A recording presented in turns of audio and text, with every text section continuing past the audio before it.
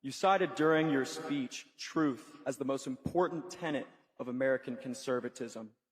Why, therefore, did you call irrelevant the Israeli attack in 1967 on the USS Liberty, which left dozens of American servicemen dead and hundreds wounded? All right, so I had to start out with that clip because, man, I don't know if I'm looking at an Abercrombie and Fitch model or a political analyst, maybe a combination of both. But all right, listen, everybody, this is going to be a fun episode because Nicky Rudd is somebody that I discovered from that clip from Ben Shapiro, and we want to talk all about that because, man, that thing put this kid on the map, and it put him on my map, and I've got him hooked up with a few podcasts here and there. And everybody that I've set Nicky up to talk to is just absolutely blown away by him. And I know you guys will be as well. So listen, man, welcome to the Deep Shallow Dive. Thank you, Ray. It's an honor. It's a pleasure to be here. All right, let's talk that Ben Shapiro clip. You know, give us the whole thing with that, and really, what was the reaction after you asked the question? What did people come up to you afterwards and say? Because I know you got a lot of interest in that. Absolutely. So I'll start where my political journey began. Yeah. I've always cared about the country. I've always been a conservative. Grew up in a conservative household, but I wasn't super politically involved, other than yapping on my private Instagram story every now and then, until Charlie Kirk got shot.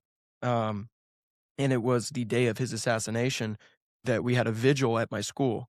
I go to Baylor University, and we had a vigil, and people showed up. There was prayers. We sang some worship songs, and one of our guys gave a little bit of a dedication to him, and I just felt called to say something. And so I stood up, went in the middle of the crowd, and said my piece. And I didn't have anything planned out. I hadn't thought too hard about it. It was just off the cuff from the heart. And I got a really good reception. People really liked it. They put it in the school newspaper. And I decided then I was going to join the TPUSA chapter at my school. And from there, started getting more involved. And I heard about AmFest. And there were some people from my chapter going to AmFest. So I decided, you know what? I'll buy a ticket. I'll fly to Phoenix. I'll go show up and just shake some hands. I was just thinking I was going to make some connections. But we're there, day one. Erica Kirk goes up first. She says a few things, but the first real speaker is Ben Shapiro. And Shapiro goes up there, and to start off his speech, he says, the core tenet of American conservatism is the truth. And that resonated with me. I agree with that statement. And then he proceeded to lie about and bash every single figure in the right wing that's really worth something right now, whether it's Nick or Tucker or Candace, Megyn Kelly, countless other people, Alex Jones. And I'm sitting there, and all the young people, I don't know if people know the setup of TPUSA AmFest, but the students, high school and college aged, are sitting in the front. Then in the middle, you've got like young people, young professionals, maybe some TPUSA workers. And then in the back, you got families, AKA boomers, lots of boomers in the back. So in the front, all the young people are mad. I'm hearing people boo. I'm hearing people get mad. They're like, this guy sucks. And I'm looking left and right, and no one's enjoying what he's saying. No one is supporting this among the youth. And I turned to my friends. I'm like, man, somebody's got to press this guy. Like, he can't get away with this. And I was like, are you going to do it? Are you going to do it? And they were just like, hey, man, that's you. That's your job, Nicky. I said, what, dude? No one knows who I am. I've never done this before. But I felt called, and I felt like it was my obligation, honestly, to just say something to him. Whether it was, I didn't know if I was going to defend mainstream big conservatives that he was attacking, or attack him with a different line of questioning. But I thought about what was the beginning of his speech. The core tenet of American conservatism is the truth. So I said, okay, well, what's something that Ben Shapiro lies about that is true? Well, that's when it hit me, the USS Liberty. Ben Shapiro says it was an accident. Ben Shapiro dismisses it. He calls it irrelevant. And all three of those things are lies. It was not an accident. It was an intentional attack. And it's certainly not irrelevant. It took the lives of American soldiers, and it's just another example of Israel subverting America's interests. So it's very relevant to us today, as we can see with this war in Iran and many other things that are going on in America. So I go up there, I say that to him. You say truth is the core tenet of American conservatism. Why, therefore, did you call irrelevant the Israeli attack on the USS Liberty? And he proceeds to lie about it again, say it was an accident, say it was very short, they didn't know it was an American ship, and then he attacks me personally. Now, did he immediately sit there and say I was a hateful person or a bigot? No. He knew it'd be a bad look if some student goes up and he immediately was that vitriolic. But instead, he insinuated, and that's what's sinister about it. It's insidious. He insinuated by saying, well, I don't think that this is the real reason you're asking this question. I don't think that you actually care about the USS Liberty. I think that you have a deeper motive. What is that? Why are you asking that question? And he's trying to insinuate that I'm a hateful person or an anti-Semite. Everyone knows that. There's no question about that. And I stood my ground. He thought that was going to faze me. It didn't. And so he kept coming back at me, acting like I didn't answer the question. He kept saying, by the end of it, he said, well, you won't answer the question, so I'm moving on. I did answer the question. I said, the reason I asked that question is because we need to stand up for America's interests. And if there's a foreign country that our government has allegiance towards that's subverting American interests, I'm going to oppose that. That's an extremely valid answer. That's the exact reason I asked the question. Right. But he, all he could do was lie. Yeah, no, totally. Let me ask you this on the Charlie Kirk. Like, was Charlie Kirk somebody you followed before his assassination? Like, was that somebody you kind of looked up to as, maybe a truth teller in that regard? Absolutely. I think every young Gen Z conservative or somebody with just a conservative mind watched Charlie Kirk and grew up watching Charlie Kirk. Yeah. And especially towards the end, maybe the last 2 years of his life, it's when I really started to become a fan of Charlie Kirk. I always was a fan, but once he started to clearly be critically thinking on the Israel topic, he was always very smart. He was always a critical thinker. Very smart. He towed the line of total Israel support, no questioning the state of Israel or our government's relationship with them. But after October 7th, he started asking questions that you're not supposed to ask. And I thought he was very brave for that. And so I certainly became even more of a fan of his up until that point. And I was very deeply shaken when I saw the video of what happened to him. It was horrific. It absolutely was horrific, and I think a lot of people were shaken. So as a young person, this is interesting because I noticed his transformation. He was on the Patrick Bet David podcast, I think October 12th, 2023. And I remember that video or that podcast, and man, he just dropped truth bomb after truth bomb after truth bomb. And he talked about the Gaza border, 6 hours. It took 6 hours. I've been to that border. It's the size of the state of New Jersey. Every 5 feet, there's an Israeli IDF soldier. And I remember watching that going, wow, that was unbelievably honest. And I'm very surprised that he really even said all that, because he was the first conservative voice that I had heard even bringing up the question of what really happened on October 7th. And this is literally 5 days after. So I gave him so much credit for that. So you're saying you really did notice, as somebody that was following him, you really did notice him shifting, huh? Mm-hmm. Absolutely. That was very brave of him when he was on the Patrick Bet David podcast and said, look, this he didn't use the words inside job. I don't believe he used those words, but No. He said everything but that. It's very obvious they let the attack happen. It was a pretext to allow them to go in and just blow up Gaza and flatten it. It's a pretext, and this happens all the time. Governments allow foreign operatives or even their own agents in an inside job to commit an atrocity or create an attack that gives pretext for war and for violence. This happens all the time. And he was brave for saying that, and he got a lot of flack. A lot of the Israel firsters were very angry at him for saying that, but it's objectively true. It's the most secure border in the world. So, like he said, you can't go 5 feet on that border without running into an IDF soldier. And if people remember, they were flying over Hamas. They were flying over the border in like makeshift hang gliders, basically. Like, that's ridiculous. You have bombs sends missiles over into Israel and they're being shot down by Patriot systems. You're telling me that some guys on a hang glider with an AK-47 wouldn't get shot down? It's a ridiculous statement. It's absolutely absurd, completely absurd. Okay, so let me ask you this. Turning Point USA now, what do you think of it now? It's a difficult question because a lot of people are upset with the direction things are going, but I will tell you this. For criticisms that are valid of TPUSA, there are good people within the organization. Absolutely. I've met them.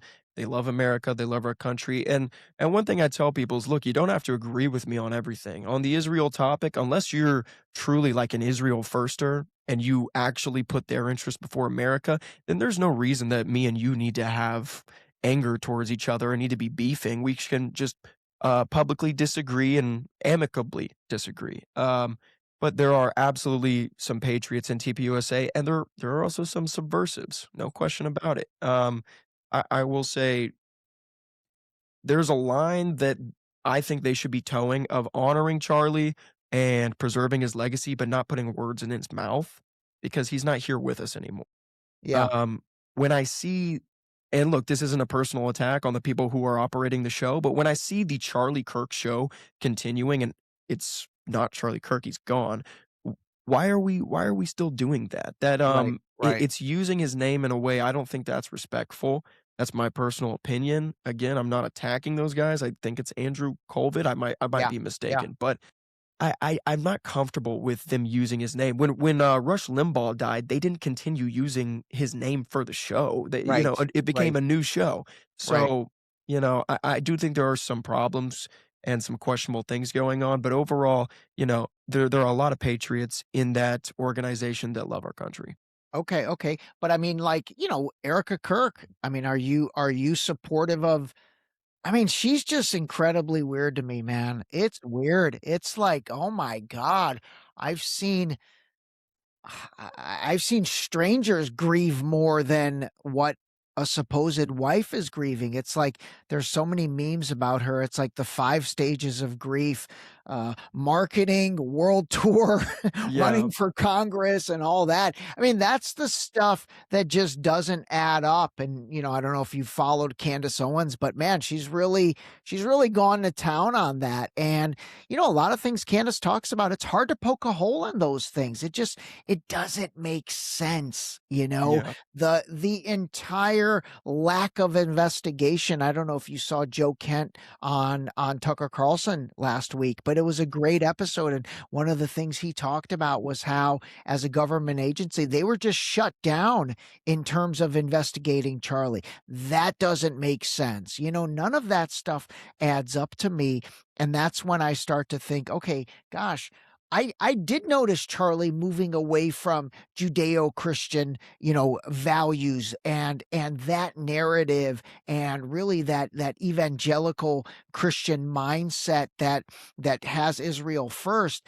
And the reason I think he's or was so important and really is to an extent is, man, he had a big base of young folks like yourself that really followed him. So if he went on to Team Tucker, Team Candace, that really was critical of Israel, I mean, that's millions of kids he took with him. So I don't know, man. It just seems like there's more to that story than Tyler Robinson and his furry transgender girlfriend or boyfriend. Yeah, whatever it was. I don't believe the narrative. I Yeah. don't. Yeah. I'm not gonna go out on a limb and say I know what happened. Right. I'm Right. not gonna stake my reputation on something I don't have the Right. evidence from. I think this trial is going to be a big deal, and I hope that people don't allow whether it's war with Iran or a new big issue or problem that happens. I hope it doesn't get overshadowed because there's a lot of questions that remain unanswered. And so I'm going to reserve total judgment until the trial and some of the facts come out. But I will say, as of right now, I do not believe that official narrative. I've seen people do ballistic testing, on YouTube. You can look them up, and these are. I'm not an expert. I'm not a weapons expert, but these Right. are guys who are and are Yeah. firearm specialists, and they're saying there's no way. There's no way that his neck wouldn't have been completely blown up by Just 30-06. blown off his entire head with that gun. No, I'm with you on that. Okay, let's talk a little bit about so I know you're a conservative. Are you, I don't know your religious, are you a Christian? What do you consider yourself? I'm a Christian. I actually grew up as an evangelical Protestant, but Wow. as of the past 2 years, I would Yeah. say, I've had a theological realignment, and I guess I can't call myself a Catholic yet because you have to go through OCIA and be confirmed to officially be a Catholic, but I've been attending mass for the past year. My first Ash Wednesday was last month, so I would say I'm theologically, Catholic. That's where I'm Okay, at now. okay. Can you help me understand as somebody that's not religious, when it comes to someone that's theologically Catholic versus your evangelical Protestant upbringing, what's the real difference? Because they both kind of scope up to being a Christian, right? They both scope up to Jesus Christ being the Lord and Savior. But what's the real difference there? Absolutely. The most important thing is believing in Jesus Christ and following him, but there are very significant differences that are important, and they are distinct for a reason. I would say one of the strongest arguments that persuaded me was the Protestant belief of sola scriptura, scripture alone. Well, the Bible was written by men and compiled by men. How can it be scripture alone if the Bible you're operating off of was decided upon by the church? The church, it was the Catholic Church at the time. Catholic and Orthodox hadn't split yet. It was the Catholic Church that compiled the Bible and decided what was scripture and what wasn't. So how can you separate the two things? How can it be only scripture alone that matters when it was the church and it was the church fathers who decided what scripture was? Of course, it's a Christian belief that the authors of the books of the Bible were inspired by God, by the Holy Spirit while they were writing, while they were authoring the scriptures, but it was men that wrote it, and then it was men who compiled it and decided this is the scripture. I think it's contradictory to say scripture alone when church compiled the Bible. So I don't think those two things can be separated, and therefore church and tradition matter as well. They scripture and tradition go hand in hand. There are other just personal reasons as well for me. I liked the idea of a 2,000-year-old rich tradition. A lot of the Protestant churches now, they only go back a couple hundred years, especially among like the non-denominational churches, which are really it's really a combination of Southern Baptism and Pentecostals. That's really only like 100-year-old tradition, and Okay. they go completely off the rails. They don't have tradition and historicity to be based upon. It's really just whatever Pastor Bob says. If Pastor Bob says that my kid can't be baptized, and my kid can't be baptized until they're 7 years old, like there's just a lot of off the cuff, whatever we're feeling. It's lots of emotions I've found in the Protestant churches, especially in the Southern traditions. So I like it. It seems kind of masculine to me. The Catholic Church and also the Orthodox as well, for that matter. But those are some of the personal reasons that I was Okay. drawn Okay. towards it. Okay, interesting, interesting. Let's talk about right now, who do you really think is on point right now? Who do you follow? Who do you listen to on a daily basis? Well, I am a fan of Nick. I am a fan of Nick. I've been a fan of Nick. I always have to say, because you'll get torn to shreds. Look, I think that we are in a place where civil discourse and the First Amendment and free speech are absolutely paramount. People are under attack left and right for beliefs that aren't even radical. Charlie Kirk was not some Nazi, okay? Right, right. Charlie Kirk was not a radical by any means. He was a Now, very traditional right-wing figure, and they, well, whoever it was took him out. And the reaction to that by the left was he deserved it. He was a Nazi. So when people attack Nick or other figures for he's a Nazi, it's dangerous rhetoric, and anyone who's conservative minded should reject that. So, do I agree with every single thing Nick has said ever? No, I don't. I don't think he probably agrees with every single thing he's ever said. We're human beings, we're allowed to make mistakes and have slip-ups, but I think that for the most part, he's on point. Again, don't agree with every single thing he's ever said. No, Also I feel the same way about him. I think he's highly intelligent. I think I mean, it's not just the name. You remind me of him in many ways. The way you're able to kind of articulate your points, honestly, you really do. Maybe it is something in the name. well, Uh, Nicholas, my real name's Nicholas. Nicholas means victorious, so okay, it's okay. a powerful name. I think there's something in there. Yeah, But that's also true. Tucker. Tucker's Okay. been phenomenal right now. Tucker's really the inspiration for why I became political. I grew up I'd get done with football practice when I was younger in high school, get done with lacrosse practice, and I was going home having dinner watching Tucker every night on his Fox show. Yeah, And that Fox show really shaped a lot of my beliefs. That's the greatest show Fox News has ever had by far. They yeah. messed up so bad by firing him, and it's been good though. It's been good for the country. Tucker's been absolutely dominating. He's been going harder than ever. He's unafraid and he's not censored by Fox News, Absolutely, or Roger absolutely. Ailes. So, yeah, Tucker right now, especially in the past couple weeks with Yeah, how he's he's been taking going it to after it. another level. He's Mhm. taking it to it. That the Joe Ken interview was absolutely outstanding. He had that guy on the other day. Have you seen this professor, this Asian professor, Professor Jiang, I think his name is?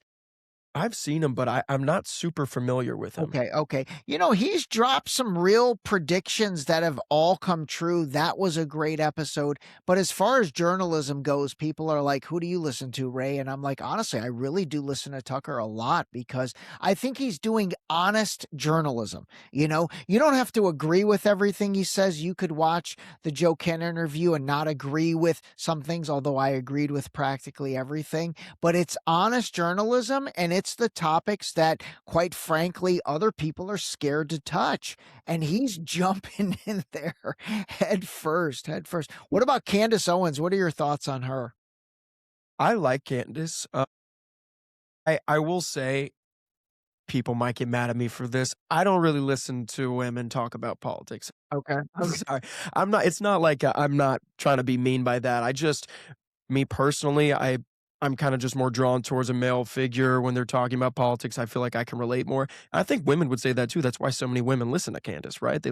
That's just a natural thing, but I do think Candace is smart. I think she's done a great job, and she's very brave. There's no question about that. Candace has, bigger balls than a lot of men out there, so she does a great job for the most part, and, she does also some interesting segments. The French First Lady one, Macron, Yeah. Yeah. I thought it was funny, whether it's true or not, I don't know, but, it's funny, dude. She doesn't care, man. She's ready to She go does hard. not, man. She Um, digs in. She digs her heels in. You know, I've been very impressed with Megan Kelly recently too. She's really, speaking of Ben Shapiro, man, she's really stood up against him after he's tried to kind of go after her. And I see her kind of, I don't know, coming to her own awakenings about things and having the guts to talk about it. Same thing with Pierce Morgan. You know, Pierce Morgan takes a lot of grief, but I will say this, Pierce is willing to talk about everything as well, you know? And you've got to respect that. You've got to respect people that regardless if you agree with them, they're having the conversations. You know, they're having the conversations and man, those audiences are just enormous these days. Those audiences are absolutely enormous. All right, let's talk. Are you were you a Trump guy? Like where were you on Trump? Where are you on Trump? What are your thoughts? I was a Trump guy, man, and, it's hard to even say, am I a Trump guy anymore? I don't know, dude.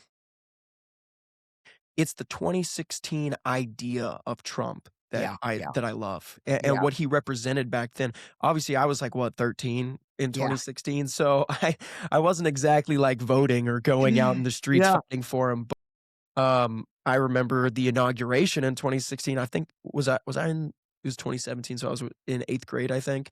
I was fired up, I was that's applauding, funny. we watched it at Yeah. school, I was happy. 2020, I was just too young to vote. I think I was, like, 2 weeks too young to vote or something. But I was always a Trump guy. I was, especially once I was in high school, I was on my private Instagram story yapping about Trump, trying to Yeah. support, getting in, comment section arguments with liberals. But this past year, it's really been this administration. I voted for Trump in 2024 and pretty enthusiastically so. Um, we have seen really in many regards the betrayal of the MAGA base on so many different things. The mass deportations, they've totally backed out. They've backed down. Bovino's been kicked out. He was the guy. He said in a interview yesterday he wanted like 50 million deportations or something. Like, this was, if you're gonna do mass deportations, this is the guy to do it, and they throw him out because he's doing his job. But Yeah. and they also carried him out badly. I don't know why you would focus all your heat in Minneapolis right off the bat. It's like Yeah. that was like the last place you should go. It's where all the communists are. Of course, they're going to be rioting in the streets. Right. Right. Strategically, I don't know why that was the decision to start there. It's almost like they wanted it to fail, to be Right. honest with you. And you have that. You have the tariff rollout. Total catastrophe. It's like everything's off the cuff. One day we're going to do this. The next day we're going to do that. If you want companies to make major investments in America, look, you got to come out and say, this is exactly what we're going to do. It's going to be done on this day, and it's going to stay that way forever. If you keep shifting day in, day out, oh, we're going to apply tariffs here or on this country or maybe on that country, people are going to be scared to invest. They're not going to be sure what the economy is going to be like. They're not going to know how the market's going to shift. So that's a total disaster. And I would call myself economically a protectionist. I want to bring industrialization back to America. I want to protect American jobs. So I support that idea. It's like they're destroying these ideas that I support because they're not executing them well. And so in the future, when people are going to campaign on those same things, they're going to be tied back to this administration. They're going to say, well, look, we tried that before and it was a total failure. Well, they're doing these things almost in like the worst way possible. And the Absolutely. final debacle is Iran. That's been the biggest betrayal of the MAGA base so far, without question. This is what we campaigned on. Like, that's what they campaigned on. You go and you look back at these bulletins, these pictures, these graphics they were putting out in the 2024 buildup. It's Trump, Vance, pro-peace ticket, right? And they were saying, we're going to end the war in Ukraine in 24 hours. We're Right. starting no new wars. The Democrats are the party of foreign invasions and endless wars. What do we do 1 year in? Well, but even less than a year in, they bombed Iran last year, and then what do you get less than 1 year later? Another campaign, and now an actual war in Iran. And Charlie spoke about this many times. That's the red line.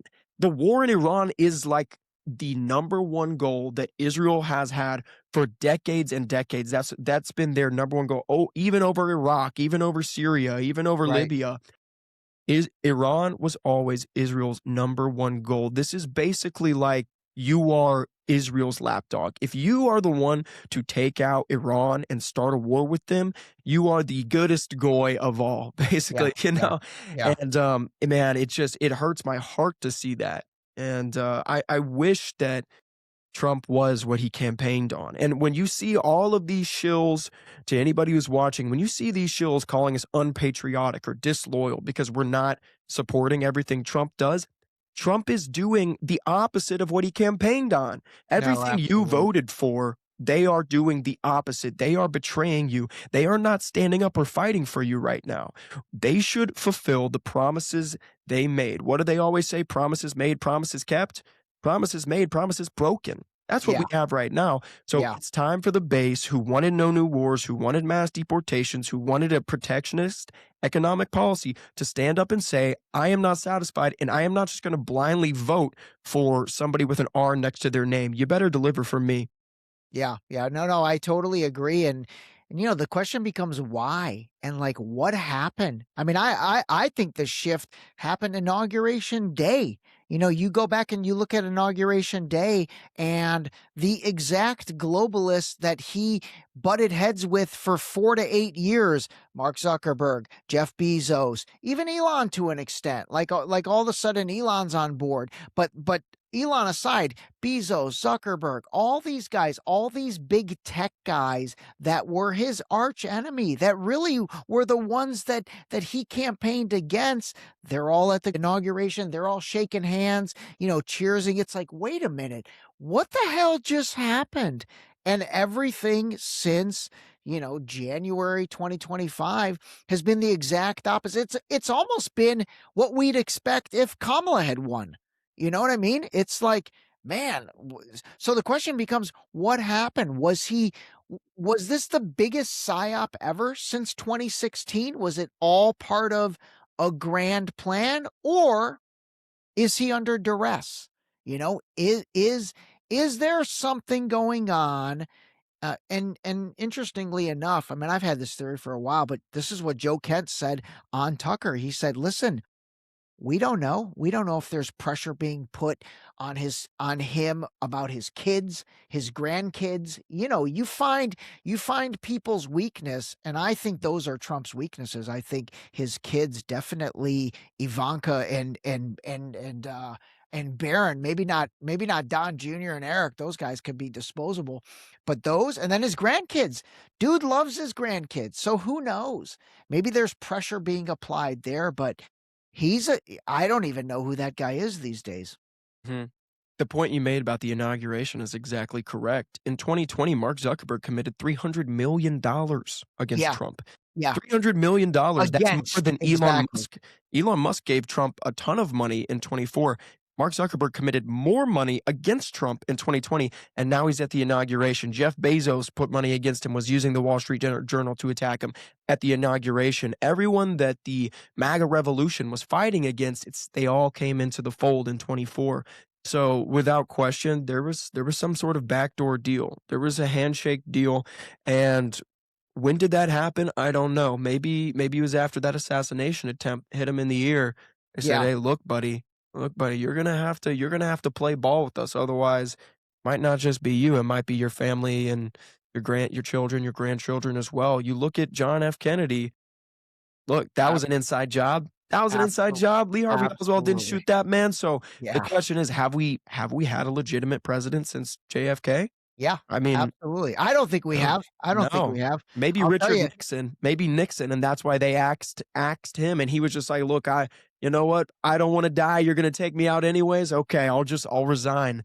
So, I totally agree with that. Watergate to me was just such a ridiculous way to kind of just take him out of the system.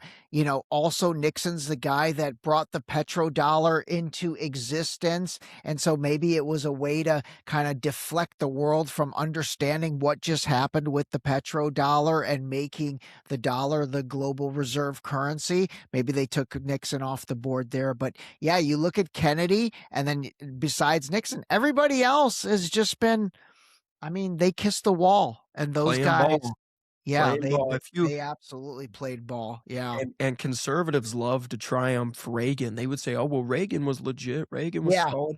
Reagan signed the National Vaccine Immunity Act.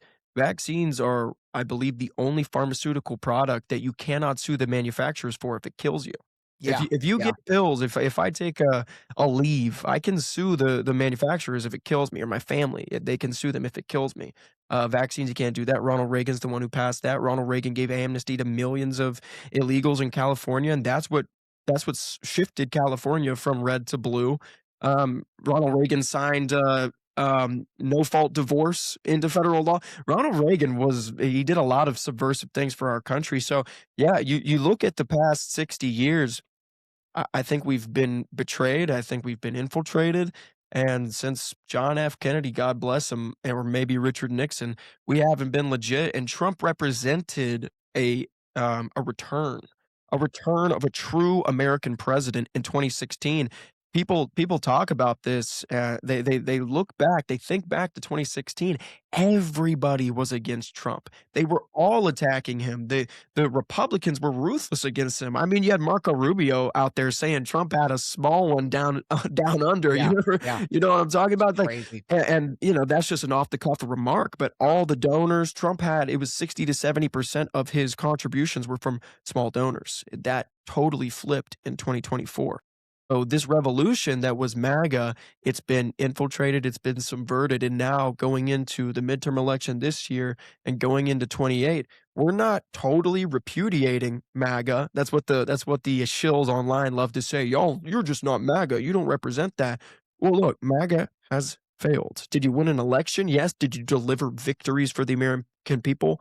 No. No, No, you have absolutely. not. So now we are going to convert the good parts of MAGA into America first, and we're throwing away all the shills, all the Israel firsters, or any other country. If you put any other country before America, we're doing away with you. You're not part of this movement. We're going to fight for this country, and we're not going to apologize or ask for your acceptance. Yeah, absolutely. So you think that group, I mean, there really is a split in what was MAGA. And I do think half of those people are no longer. I mean, are no longer. You've got another half that still are. I mean, you still see a lot of people drinking the Trump Kool-Aid and they just don't see anything. The boomers for sure, a lot of Gen X. But I think your generation, I don't think he has much support at all, if any, in Mhm. the Gen Z crowd. Yeah, if you look at Gen Z, what you will find is a lot of conservatives, they don't understand what time it is and what's actually happening among the youth. Because the establishment class, they come into contact with politically active young people. Those are the kinds of young people that they're coming into contact with. They're not going to like frat dudes at Old Miss and finding out how they're thinking, or young men who are working in a trade school somewhere, Right, right? Or right, right. going to trade school. They are interacting with the children of donors or people who want to get a job in the establishment, whether it's the Republican Party or affiliated organizations. So, what are you going to get when you talk to those kinds of people? Well, you're going to get people who tell you what you want to hear, and Right. they know that these boomers and these older Gen Xers, they're totally 100% on the Trump train. They won't dissent because they don't want to be on the bad side of the Republican Party. So they are getting this false sense of security amongst the youth because they're talking to this establishment class of Gen Z that wants a job. And so, yeah, we love Trump. We will never criticize Trump. If you go and you talk to conservative minded young people that just, they want to go get a sales job when they graduate from college or working in finance or whatever the role is, they're not happy. They are mad. Honestly, a lot of them are just becoming apathetic towards politics and they want to give it up altogether because they Yeah. see Trump, who represented what they believed, selling out, and now they just think, well, it's just not worth it. Politics, it's a waste of time, and we're never going to win. And we should just black pill and give up and just try to make some money while we can. That's how a lot of young people are starting to feel. Like they look at me a lot. I talk to people. They're like, "Hey, man, good for you, but politics just isn't for me, man. I can't do Interesting. it. It seems like it's everyone's a shill. Everyone's going to sell us out. Our Yeah. country's controlled by Israel or by the donor class, by billionaires. It's just not worth it. They're losing the youth. And a lot of these polls, you look at, they're like, Trump has 100% support amongst MAGA youth. It's a fake poll, dude. This is Yeah. Yeah. propaganda Yeah. from the administration. First Yeah. of all, they're making these fake polls and giving them to Trump, so Trump has this false sense of security. That's one reason they're doing it, but also just to display strength that's not there, so they can beat their chests and act like they're doing something good. That's not what is happening. And a lot of my friends have voted for Trump in 24. The majority of them are pissed, and they think Trump is controlled by Israel. Yeah, yeah. So your network of friends and in even at your school, I mean, is it highly political, or you're saying a lot of kids are just saying, "You know what, man, there's no winning with this. I'm not even gonna think about it." Most guys and most girls for that matter, they're not politically active. They have Okay. beliefs though. They're not stupid. You watch Yeah. these Fox News interviews that they do on the beach. It's like a bunch of kids who like are 6 beers deep, and Yeah. they just Yeah. are trying to Yeah. tan Yeah. outside. Yeah. They're trying to portray like everyone's stupid and we have no idea what's going on. Right. Actually, a lot of people, they are paying attention to politics. They just feel apathetic and black pilled. Like if even if they tried to do something, nothing would be accomplished, and they would just get their lives destroyed and see no gain from it. Um, I do come into contact with the politically active because I'm part of the TPUSA chapter at my school. So amongst those people, You know, a lot of them. I love everybody in my chapter. They're great people, but a lot of them they're some of those kids trying to get jobs in the administration. But they are intelligent. I would say those people are more Trumpy, supportive of the current administration than the average conservative is, who's not part of a political organization. Okay, I gotcha. So have you caught any grief from the TPUSA chapter at your school or in general, just for kind of the way you went at Ben Shapiro at that event, and even some of this thought process that you have right now? Because I find TPUSA is very aligned with the Trump train, and it's very aligned with a very pro-Israeli movement. I mean, Erica Kirk herself, for sure, she talks about it in most interviews. Do you get any pushback for even a line of questioning like you just did?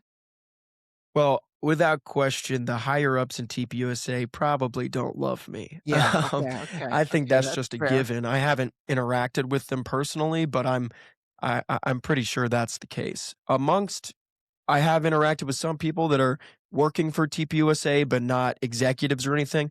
They disagree with me on that specific issue and maybe on how we should go about our support for Trump right now. My belief: hold them accountable, do not support when they're betraying us.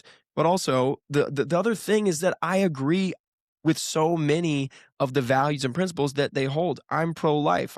I'm a Christian, an imperfect one, but I'm a Christian. I'm pro Second Amendment. I love free speech. I think it's the bedrock of our society. And without the Constitution, our country's going to fall apart as of right now. Yeah. Um, Yeah. so there's so many things that we agree upon that it is a little frustrating that some of the higher ups and maybe other people in the organization would feel anger towards me or not want me to be a part of the organization. But as far as it goes amongst the youth, people in my chapter and other schools, look, if they disagree with me, then we just have a civil dialogue about it. We just go Absolutely. back and forth and we can have a debate. I was talking with one of our guys the other day, and we were having a debate about the death penalty, right? I might personally think in certain extreme cases that it's valid. He was saying, no, I don't think we should ever do it. That's just one example of, look, we can have disagreements. You shouldn't want to throw me out of the organization because I don't support the nation state of Israel. Okay. Yeah. Yeah. Like there's no reason to be vitriolic towards me because of that belief. So I would say it's probably a little worse for me with the executives and the higher ups, but with the rank and file, they're good people. A lot of them agree with me, and then a lot of them we just have civil dialogue and debate. Okay, that's fair. And listen, I really respect you for standing your ground in that, because, like you said earlier, it's probably a lot easier to agree in order to get that job and get even advancement within the organization or any organization. But when you stand your ground, that's very principle based. So keep doing that for sure. Plus, they don't want to lose you. They already lost Nick Fuentes years ago, so I don't think they want to screw up by losing another Nick. Okay, what else did I want to ask you? What do you think's going to happen with the Iran stuff? I mean, what do you see? How do you see that even playing out? It's hard to make predictions because Yeah. it's always a double-edged sword, right? If I get it right, it's amazing. If I get it wrong, it's embarrassing. I think that it's going to be a stain upon the Trump administration for Yeah. decades to come. I Yeah. think it's going to be a stain on the Republican Party. I think in the future, in 26, in the midterms, in 28, and even beyond, this is going to be something that the Democrats campaign on, and it's going to absolutely be a winning issue for them. The Republicans are fooling themselves. They are fooling themselves if they think they're going to win any points with the voters, whether of any age, really. Even the boomers. I mean, come on, man. Even independent boomers they don't support the Iran war. No, totally. Um, You're right. They don't. They don't. no, no. These are 60s hippies. That's what the independent boomers are now. Certainly Democrat boomers as well. But the independent boomers who they want to win their vote, their critical voting bloc, they are the 60s nonviolence, anti-Vietnam War protesters that have grown up now. And they're not going to support the Iran war. So the Democrats it's going to be a winning issue for them. The Democrats are going to destroy the Republicans in the midterms without question. They might even win the Senate. The House, absolutely, it's going Democratic. The Senate, we'll see, but there's a very good chance that they win the Senate too. And if they win the Senate, Trump is a very good likely. Trump could get convicted, kicked out of Yeah. office, Yeah. because you only need a handful to hit the 60 mark threshold. You only need a handful of Republicans defecting to the other side and voting to take Trump out, which very much could happen, maybe, maybe not. But the Democrats are going to win the House in 26 for the Iran war and many other things. They're going to impeach Trump, and the administration is going to be over. It's going to be done with. There's Yeah. nothing's going to be achieved for the next 2 years. Every headline is going to be Kristi Noem corruption, Pete Hegseth war crimes, Donald Trump Right. illegitimate actions in Iran. And it's going to become a stain on the Republican Party and upon conservatives who are running in the future. And it's unfortunate, man, because I want to see America first victories. You're not going to get that from Democrats. I'm sorry. There no Democrats going to stand up and actually put the American people first. They're just as bought and sold as the bad Republicans are. There's really no difference between those two. Exactly. So, yeah, Exactly. The bad Republicans being the key. I mean, I don't know how anybody joins Lindsey Graham and Ted Cruz's pickleball team, let alone wanna be on any side of any argument that those guys are on. That's just insane to me. But you know what? Cory Booker and Hakeem Jeffries are the same thing. Those people are no different, and they're all getting paid by the same entity. I don't even know who's gonna run in 28. Like, I initially thought it's definitely JD Vance and whoever they put on his ticket, but he doesn't seem to have any real support these days. And it's like he's kind of nowhere. I don't even see or hear much about Vance anymore. On the Democrat side, I mean, the only guy I always think it's going to be Gavin Newsom, but I don't know. Is it going to be Gavin Newsom? I mean, any thoughts on who you even see running? well, Gavin Newsom came out very strong a couple weeks ago, calling Israel an apartheid state, and he was against this war. And then he backed down a few days ago and said, "Oh, I'm taking all that back. I didn't mean that. I'm just talking about Bibi." Yeah. If he had stood his ground on that, that would have been extremely popular with the Democratic primary. But it just goes to show you again, even both sides, they're slaves to Israel. They're slaves to AIPAC. They're slaves to their donors. Even a Democrat, which it probably has a 90% anti-Israel sentiments. That's probably like 90% of the Democratic Party, among their base. That even something that's incredibly popular like that, even Gavin Newsom is going to back down on. So he's going to run, but I very much could see somebody standing up on the Democratic side, being fully against Israel, Yeah. and they win. So that's Yeah. going to be a big issue for the Democrats. On the Republican side, it is true that JD Vance still has the majority of, if you look at any poll, even though some people might say the polls are propaganda, it is true. It is true. If you talk even amongst young people, anyone who would actually show up like in a primary voting, Yeah. JD Vance is their top choice, but that is not secure at all. And when you mentioned earlier, where is JD Vance? We haven't seen him forever. That is strategic. They're doing that on purpose right now. It Interesting. started when the Iran conflict started. They want to separate JD and his advisors, his donors, his backers. They're telling him and they're having him stand off in the sidelines. Don't be in the spotlight. When the time comes, you're going to come out at the end of this administration and say, "Hey, I didn't support this war at all. Actually, I told Trump not to do it, and that wasn't my fault." This is all strategic. If you go back and look at when the day at the RNC convention in 2024, JD Vance was nominated to be the VP on the ticket, sitting there with Sean Hannity and says, "We've got to take action against Iran. We got to go in there. We can't be weak like these other administrations have been. And we got to bomb them hard, bomb them fast, and destroy that regime and get out of there." JD Vance supports this. All of his donors, all of his advisors, this is what they've always wanted. They just need him for their own interests to win in 28 or 32. We'll see what happens. Yeah. They want him to win because he's going to get in there, he's going to support Palantir, and he's going to pass the legislation that they want and make executive orders to benefit all of his buddies. That's what's going to happen in 28, and that's why Vance is sitting in the wings. It's smart. It's smart, Yeah. but I don't think it's going to work. I think that interview with Hannity and all of his past comments on Iran, they're going to come back to bite him. They're going to be sound bites used against him, and if there is somebody on the Republican side who has the balls and who has the strength, and you probably at this point, you got to have your own self funding. You're going to have your own money and your own capital. If they will stand up and say, "We do not support Israel. Israel is not going to control me. They're not going to control our politics. I reject AIPAC. I won't take a dime from them." Yeah. That person it's going to be JD versus them. That's what it's going to come down to. I don't think Marco Rubio is not going to win. I No, don't think he I has the don't think steam. He doesn't have the charisma, and anyone who would support Marco would choose JD Vance over Marco anyway. So it's yeah. going to be JD Vance versus whoever goes up and has the strength and the integrity to be against Israel and not sold out in America first. It's going to be a race against those two people, and whoever's America first, I'll full steam ahead. I got you, brother. Yeah, yeah. You like Thomas Massey? Is that somebody maybe you could get behind? If it's Massey versus JD, then 100%. But I will say I'm not.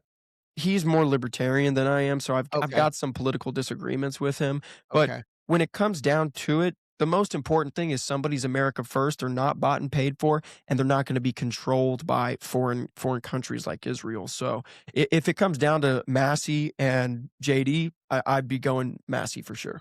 Okay. All right. All right. All right. What else, man? What else? Anything else you wanna any hot buttons you wanna talk about? I don't, Ray, how are you been, man? What's going on? What's new I've with been good, you? dude. I've been good. I'm just trying to make sense of all of it. You know what I mean? And for me, I always feel like the story you get on the front page, that's just not even remotely the truth. And so for me right now, like in particular with Trump, I'll tell you, I don't know. Was this all a big psyop from 2016? Or I do think there is the possibility he's under duress because he's just different to me. He looks different. He doesn't have that confidence that I thought he always had. He walks different. He doesn't look healthy. You know, I see the things where he's got weird things on his hands that almost look like burn marks or something. I mean, if you play things out and you believe in there being a bigger power that runs this world, now who the hell knows who really is that? It's like I don't know. I don't know if he has a chance to do the things that maybe he did intend to do, you know?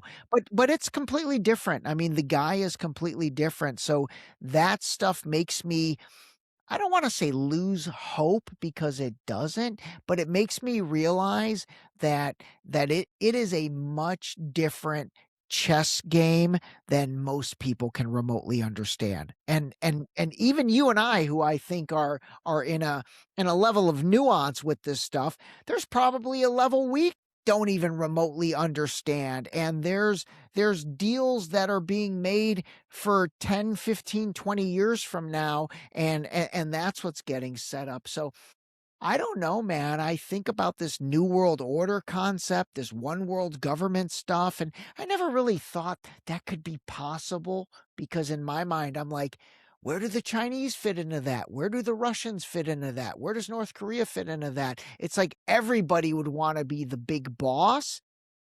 But I don't know, man. I don't know. I do think something's coming on global energy.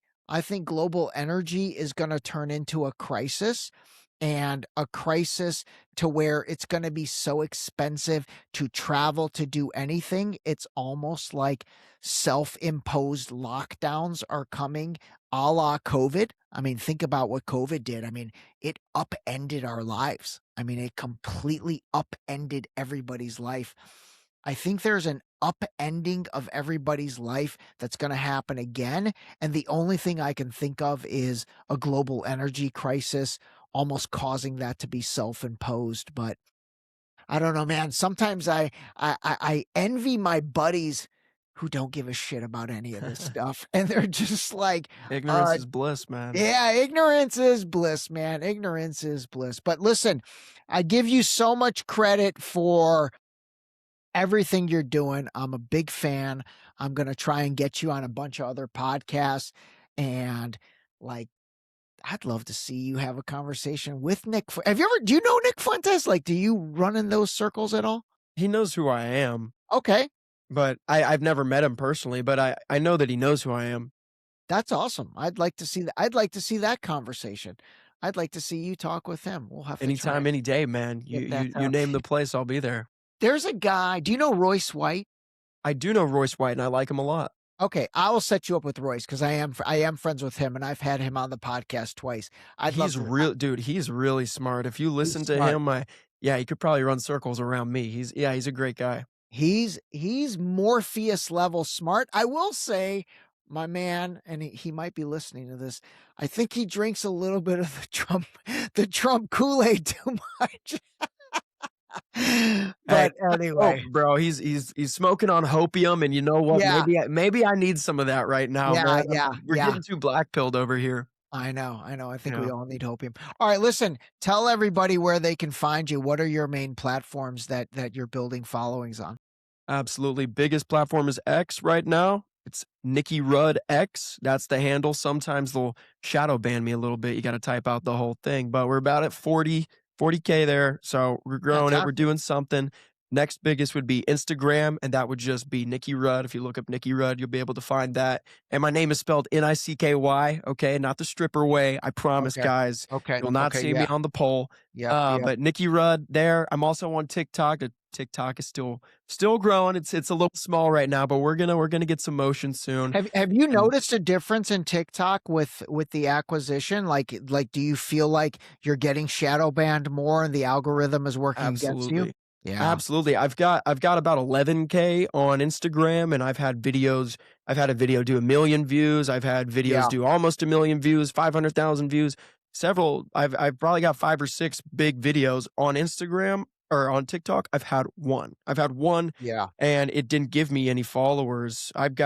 Every video I put out, I'll get followers from it on Instagram, TikTok.